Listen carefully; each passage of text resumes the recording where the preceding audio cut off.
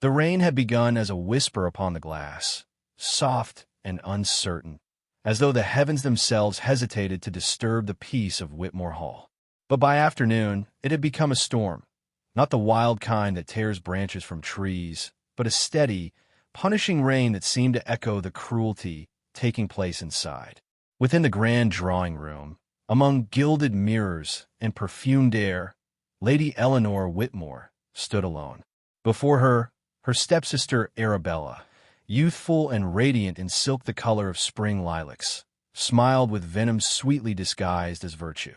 "Your presence, dearest sister, has become inconvenient," Arabella declared, her voice soft enough to be cruel. Around them, a small audience of guests and servants lingered, witnesses summoned not by accident, but by design. Eleanor's chest tightened. She could bear the whispers, the gossip, the small humiliations of a household no longer her own.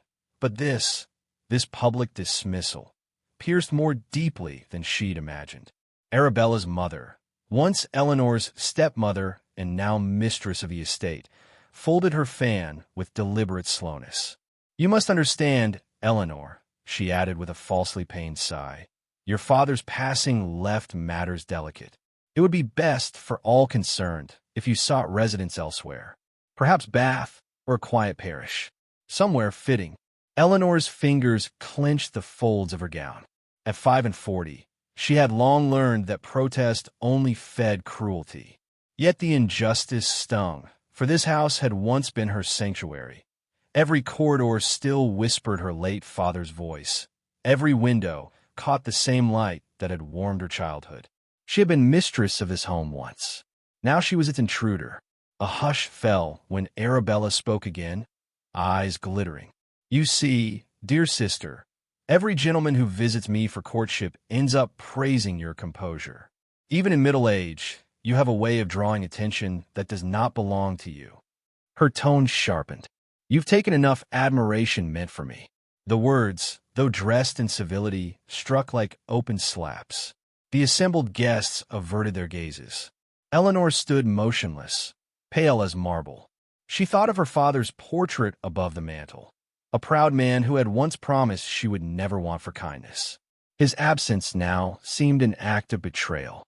The dowager gestured to a servant. "See that Lady Eleanor's belongings are packed and delivered beyond the gate." Rain lashed the windows harder. Somewhere down the corridor, a trunk was dragged, its metal clasps clattering like chains. Eleanor's pulse roared in her ears. She wanted to speak, to reclaim some fragment of dignity, but pride held her silent.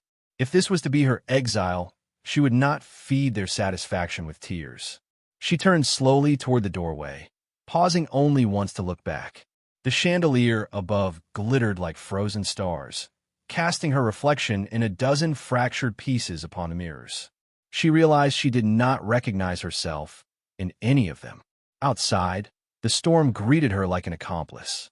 The servants had already thrown her trunk upon the gravel, where rain seeped through the leather. The gates loomed ahead, tall, black, unwelcoming. She drew her shawl tighter, the fabric clinging to her shoulders. For the first time in years, she felt the weight of being utterly alone. She walked without knowing where her feet would carry her, past hedgerows drowned in mist and fields turning to rivers. The world had shrunk to the rhythm of her breath and the steady fall of rain. The cold bit through the fine weave of her gown, but she pressed on, driven by instinct more than reason. After an hour, she reached the far edge of the estate, where the land sloped into the remnants of an old garden, once magnificent, now reclaimed by wild ivy and silence. Here her father's roses had grown, pale and fragrant, before neglect had taken them. She passed through the rustic gate and sank upon a stone bench beneath the arbor. The air smelled faintly of earth and memory. For a long while, she simply sat, too exhausted even for grief. The rain softened, its rhythm gentler now, and in that stillness she felt the years collapse upon her. She had been admired once, even loved in brief seasons of youth. But admiration fades swiftly when a woman's beauty matures into dignity. Society loves the bloom, not the stem that endures it. She had lived quietly through that transformation, content to be graceful rather than desired. Yet in the eyes of her stepfamily, even grace had become a sin. Her thoughts drifted until a distant sound drew her back, the muffled thud of hooves upon wet earth. She lifted her gaze. A horseman was approaching, dark against the pale mist, the silver insignia of nobility glinting faintly on his bridle. He slowed upon seeing her, his expression unreadable beneath the brim of his hat. "Madam," he said, his voice deep and careful, "forgive the intrusion. Are you in need of aid?" Eleanor hesitated. Pride urged her to refuse, yet fatigue silenced her. The stranger dismounted, revealing a tall figure dressed in a dark traveling cloak, rain beating upon the wool. His features were striking in their restraint, a man not of charm, but of quiet command. "I am well," she replied softly, though her trembling hands betrayed her. He regarded her with a soldier's stillness. "Forgive me, but you seem far from shelter." There was no pity in his tone, only a kind of human recognition, the rare courtesy of seeing without judgment. He removed his cloak and, without waiting for permission, draped it over her shoulders. The warmth startled her. She looked up, and for a fleeting moment, their eyes met, hers weary yet defiant, his haunted, softened by something she could not name. He bowed his head slightly. "The Duke of Ravenshire, at your service." She drew the cloak closer, her lips parting in quiet astonishment. The name was not unfamiliar. Tales of the Duke's return from the wars had filled the county papers. A man of honor, some said. A recluse, said others. Yet the man before her seemed neither hero nor hermit, only profoundly human. "Lady Eleanor Whitmore," she murmured, the name tasting foreign on her tongue, as though it belonged to another life. The Duke inclined his head. "Then I have the honor of addressing the Lady of Whitmore Hall herself." Her silence answered for her. His brow furrowed, as if understanding more than she wished revealed. "The rain is unkind this evening," he said after a pause. "Allow me to see you to shelter." She shook her head gently. "There is none that would receive me, your grace. But I thank you." Something in her tone, a quiet finality, moved him. He did not press further. Instead, he looked toward the horizon where the estate stood, shrouded in rain, and then back to her, as though weighing the cruelty of the world he served. "If that is so," he said quietly, "then this garden shall be your refuge until the storm passes. It would please me to keep you company." Eleanor's lips curved in the faintest of smiles, the first in many months. "As you wish, my lord." They sat beneath the rose arbor, saying little. The rain fell like a hymn around them, washing away pretense, leaving only two souls suspended in the strange, tender silence that sometimes precedes destiny. And though neither spoke of it, both understood that something irrevocable had begun, fragile as a petal beneath the rain, yet already too alive to be denied. The morning after the storm dawned pale and cool, carrying with it the scent of damp earth and rosewood. Lady Eleanor Whitmore rose from her modest bed in the cottage lent to her by a kindly vicar's wife. The walls were bare, the air chilled, yet she felt curiously alive. For the first time in years, she had woken without the echo of her stepmother's voice or the cold weight of duty pressing against her chest. Outside, the garden glistened under dew, small green shoots defying the ruin of winter.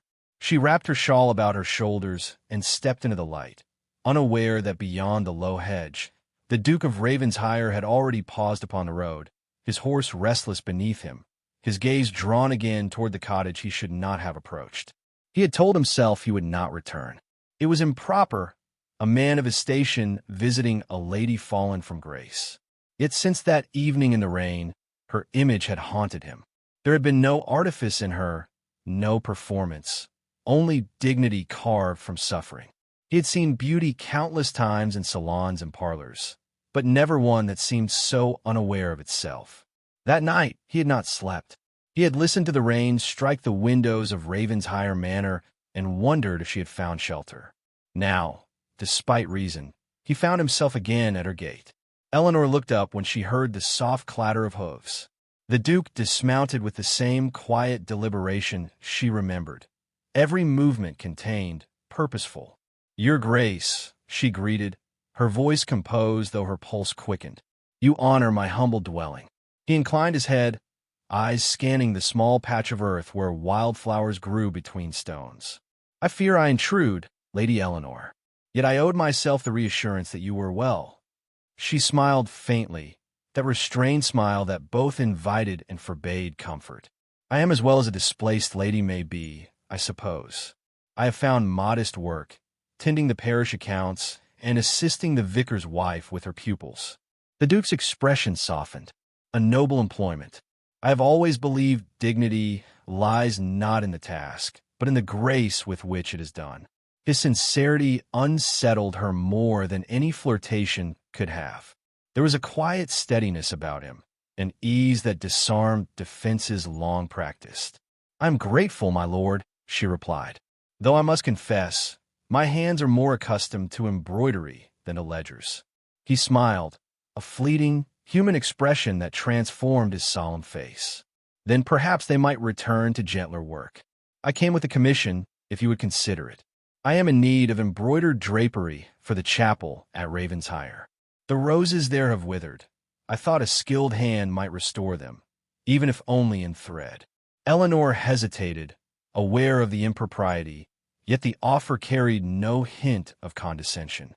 "I would be honored," she said at last, and in her voice was gratitude deeper than words. Days slipped quietly into weeks. Each morning brought a new delivery from the Duke's steward: fine silk, golden thread, patterns of lilies and vines. And often, when dusk fell, the Duke himself would ride by, ostensibly to inspect progress. Their conversations were brief, measured, but with every exchange something unspoken deepened between them.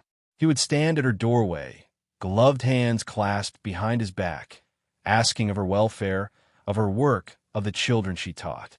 She learned he was not the austere nobleman society painted him to be, but a man marked by loss, a brother fallen at Waterloo, a father buried before pride could be mended. Once, as she bent over her embroidery, he said softly, "You remind me of the old gardens at Ravenshire, not the part that blooms, but the part that endures winter."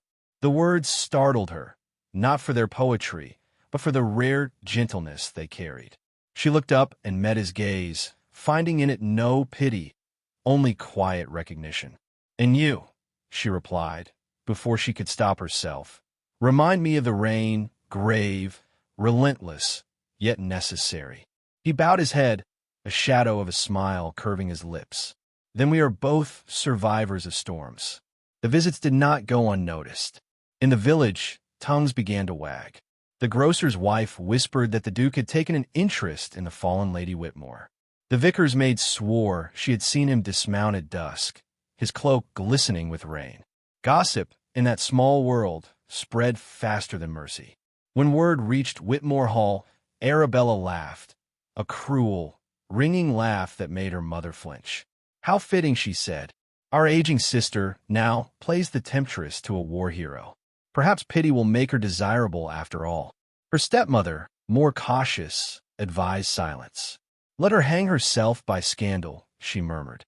"Society punishes impropriety far swifter than family ever could." Unaware of the venom gathering against her, Eleanor worked diligently, her embroidery blooming beneath candlelight. Yet she began to sense the weight of eyes upon her. Neighbors grew curt, parish ladies avoided her gaze. Once, a carriage passed too slowly by her gate, and she caught the unmistakable glimpse of Arabella within. The realization chilled her blood. That evening, when the Duke arrived, she met him at the threshold, her expression troubled. "Your Grace," she began, "there are whispers. I fear your reputation will suffer on my account." He dismissed it with a gesture, though his eyes darkened. "Let them whisper. The world requires its entertainment." "Not when the cost is your name," she said, her voice trembling. "I cannot bear to be the reason for your ruin." He looked at her then, with an intensity that seemed to pierce the dimness between them. "Eleanor," he said quietly, her name spoken as though it were a vow, "my name has survived battlefields and betrayal. It will endure idle tongues. The sound of her name upon his lips struck her like a forbidden melody. She lowered her gaze, but her heart betrayed her, beating with an ache she had thought long extinguished. "You must not come here so often," she whispered. "It is not proper." He hesitated, then inclined his head. "If that is your wish, I shall obey. But permit me one parting token." He reached into his coat and withdrew a small brooch, a delicate white rose wrought in silver. "For every bloom that survives neglect," he said, pressing it gently into her palm. Her fingers closed around it, trembling. "You should not," she murmured. "Perhaps," he replied, "but I find I cannot help myself." He bowed, then mounted his horse, disappearing into the dusk. That night, Eleanor held the brooch beneath the candlelight, its petals gleaming softly. It was a simple gift, yet to her it felt like a declaration, one not spoken, but felt in the heart's unguarded quiet. She placed it beside her embroidery frame and extinguished the flame, unaware that outside, two silhouettes watched from the road, Arabella and her mother, faces pale in the moonlight, their satisfaction cold as marble. By morning, the whispers would become rumor, and rumor would soon turn to scandal. But as Eleanor slept, wrapped in the Duke's forgotten warmth, she dreamed not of ruin, but of the garden where roses might bloom again, if only love were brave enough to tend them. Rain fell steadily that evening, soft as breath upon the windows of Ravenshire Manor. The Duke stood alone in his study, a letter unopened upon the desk before him. He knew the hand that had written it, his steward's, yet his heart refused to read what his reason already understood. Rumors had reached London. Whispers of impropriety between the Duke of Ravenshire and a disgraced gentlewoman had become the newest delight of the season's gossip. The same men who once toasted his honor now smirked behind fans, and matrons warned their daughters not to speak his name. Still, what stung him most was not society's scorn, but the knowledge that Eleanor would suffer more cruelly than he. Women were never afforded mercy in such tales. He broke the seal at last. The words within were polite but damning. Lady Eleanor Whitmore was to be questioned by the parish committee regarding conduct unbecoming of her former station. His fist closed around the paper, crumpling it.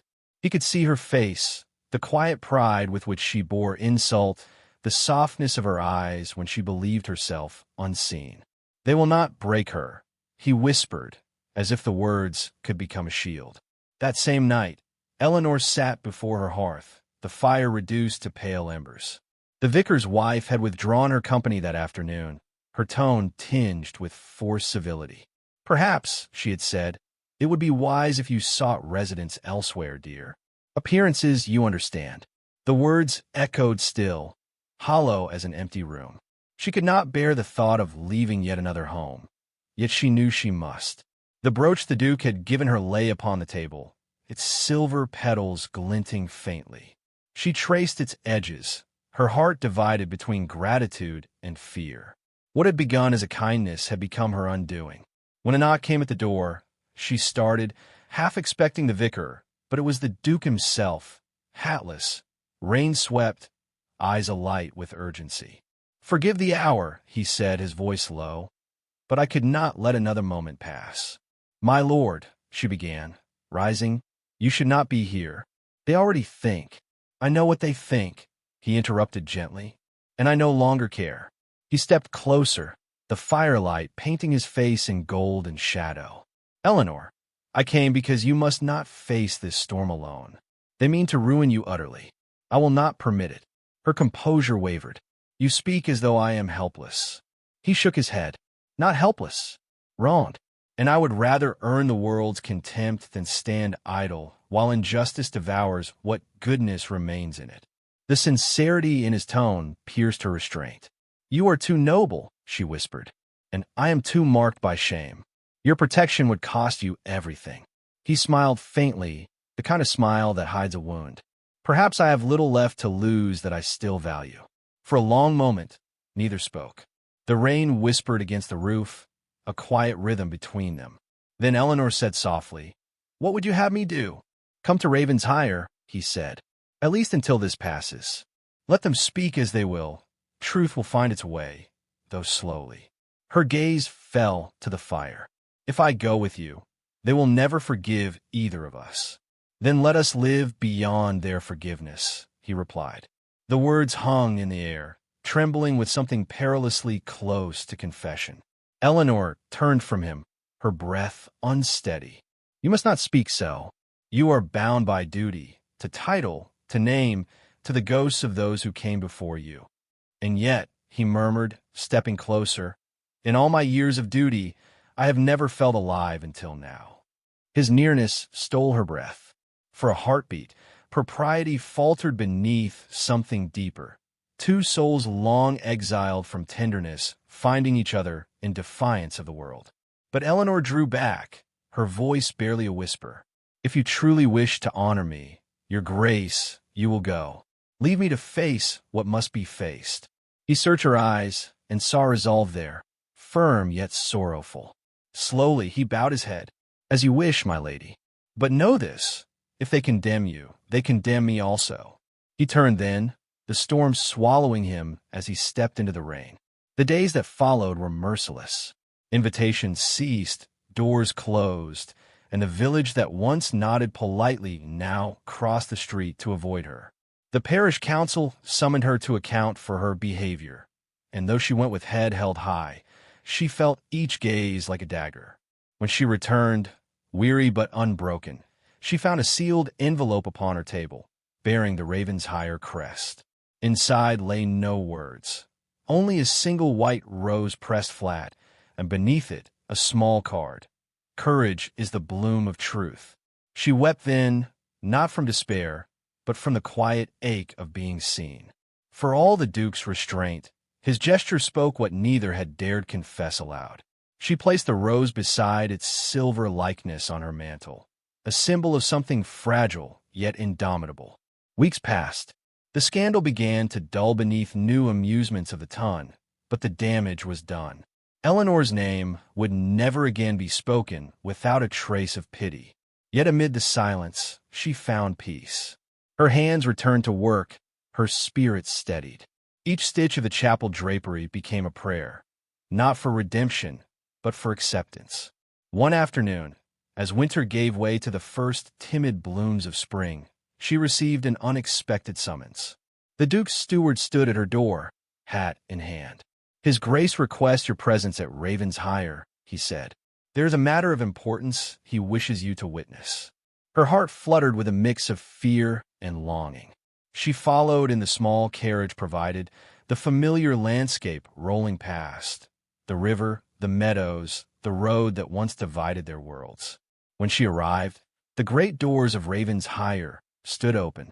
The Duke awaited her in the chapel, sunlight spilling through stained glass in hues of rose and gold. Upon the altar lay her finished drapery, newly hung, its embroidered lilies radiant in the light. She gazed at it, astonished. "You have displayed it," she whispered. "I have consecrated it," he corrected softly, "to grace, endurance, and truth." Eleanor turned to him, eyes bright with unspoken feeling. "You risk much by honoring the work of a woman they call fallen." "Then let them learn what a fallen woman's virtue looks like," he said. Silence fell between them, sacred and trembling. He took one step closer, the scent of rain still clinging to his coat. "I would have asked for your hand months ago," he said, "but I feared you would think it born of pity. Now I ask it not from impulse, but from conviction. Eleanor, will you allow me to build a life not of duty, but of choice beside you?" For a long moment, she could not speak. Her hands trembled, her throat tight with disbelief. "Do you know what you invite, my lord?" she whispered. A lifetime of whispers. He smiled, eyes tender. "Then let them whisper. We shall give them something worth remembering." Tears rose in her eyes, not of sorrow, but of the quiet joy that comes when love defies the world's cruelty. And as the chapel bells tolled the hour, Eleanor felt the first true warmth of spring break within her heart, fragile yet eternal. The morning of their union dawned with a hush that felt almost reverent. A veil of mist hung over Ravenshire's rolling fields, and the chapel bells tolled softly in the distance, as though the world itself held its breath for what was to come. Within the manor, quiet preparation stirred. Servants moved like whispers through the corridors, lighting candles and laying garlands of white lilies and late-blooming roses along the aisle. Yet for all its beauty, the day carried an undercurrent of tension. The Duke of Ravenshire, now resolved in heart, stood at the threshold of defiance against a society that had long dictated every breath he took. And Lady Eleanor Whitmore, once exiled and humiliated, prepared herself not for vindication but for peace, a peace that had eluded her all her life.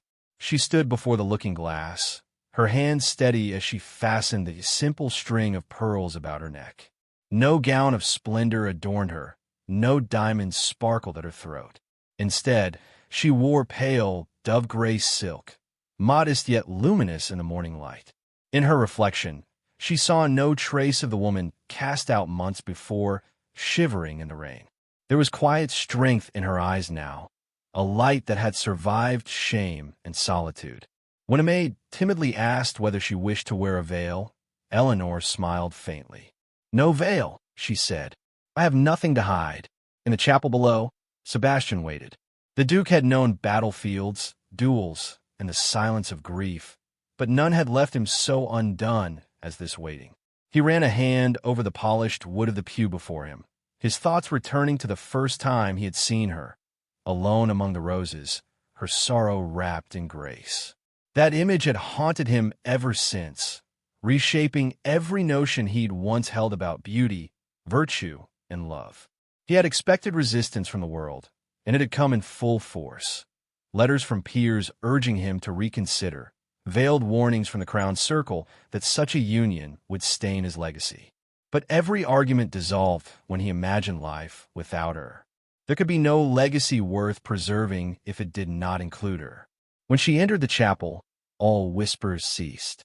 The faint light through the stained glass caught the soft silver of her hair, and for a moment she seemed an apparition of gentleness and endurance itself.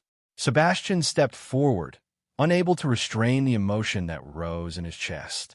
The officiant's voice wavered slightly as he began, perhaps sensing the quiet rebellion that hung in the air. Each vow, spoken in low, steady tones, carried the weight of 2 lives reclaimed from ruin. "I take you," Sebastian said, "not as society allows, but as my soul chooses." Eleanor's reply trembled, but not from fear.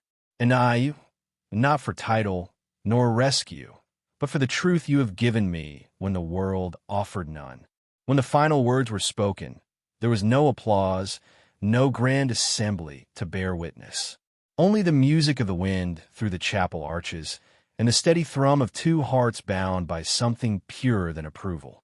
The Duke took her hand and pressed it to his lips, a gesture that said everything his title could not. But peace, even newly won, rarely goes unchallenged. That afternoon, as word of their marriage rippled through the county, the first of many letters arrived, some laced with derision, others dripping with false concern. Old allies withdrew their invitations. The Duchess of Montrose was heard declaring that Ravenshire had gone mad with romantic delusion. Yet, as these rumors spread like wildfire, a curious thing began to happen. Common folk, once hesitant to speak of the fallen lady, now did so with quiet admiration. A duke who chose love over pride, they murmured, and a lady who endured disgrace with grace. Slowly, the scandal that was meant to destroy them began to transform into legend. Evenings at Ravenshire became moments of stillness and shared reflection. Eleanor would sit by the hearth, her embroidery forgotten in her lap, while Sebastian read aloud from poetry she had once adored but never owned. They spoke often of rebuilding, of turning the manor's neglected gardens into a sanctuary for widows and children left adrift by the wars. It was her idea, born not of charity, but of memory. No one should face the cold alone, she said quietly one night, her eyes on the flames. He looked at her, then, as one gazes upon something eternal. "You have turned your pain into grace, Eleanor," he said softly, "and in doing so, you have turned me into a man worthy of it." Spring deepened into summer. The roses in the garden bloomed once more, fuller and brighter than before. Yet beneath the season's warmth lingered the shadow of time. Eleanor's health, long strained by hardship, began to wane. She spoke of it lightly, with the serenity of one who had made peace with her life's course. But Sebastian saw the pallor beneath her smile, the fatigue that claimed her sooner each evening. He refused to name his fear aloud, clinging instead to the illusion that love might defy mortality itself. One twilight, as they walked through the garden that had first bound their fates, Eleanor paused beneath the same rose arbor where he had first found her. "Do you remember that day?" she asked, her voice soft as the breeze. "I remember every heartbeat of it," he replied. "It was the moment I began to live again." She smiled faintly, her gaze lifting to the dusky sky. "You gave me a home when I had none, a name when mine was scorned, and love when I no longer believed it possible. Promise me you will not mourn when I go, but plant more roses. Let them speak for me." He took her hand and pressed it to his heart. "I will not let the world forget you," he said, his voice breaking. "You are the truth they feared to see." The sun dipped below the horizon then, casting the garden in gold and shadow. For a long time they stood in silence, two figures framed by memory and twilight, until at last she rested her head against his shoulder, and peace found her once more. Weeks later, when the manor bells tolled again, it was not for scandal or ceremony, but farewell. The Duke laid her to rest in the garden she had revived, beneath a stone inscribed with words of her own choosing. "Love is not confined to youth, nor beauty to the unscarred."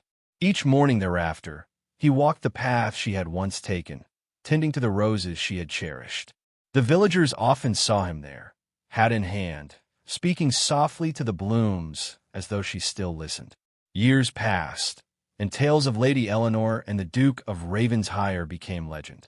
They said the roses never ceased to flower, even through frost, that her spirit lingered among them, a whisper of grace against the cruelty of time. And so their story endured, not as scandal, but as proof that even in an age ruled by pride and propriety, love, true, unyielding love, could still bloom in defiance of all.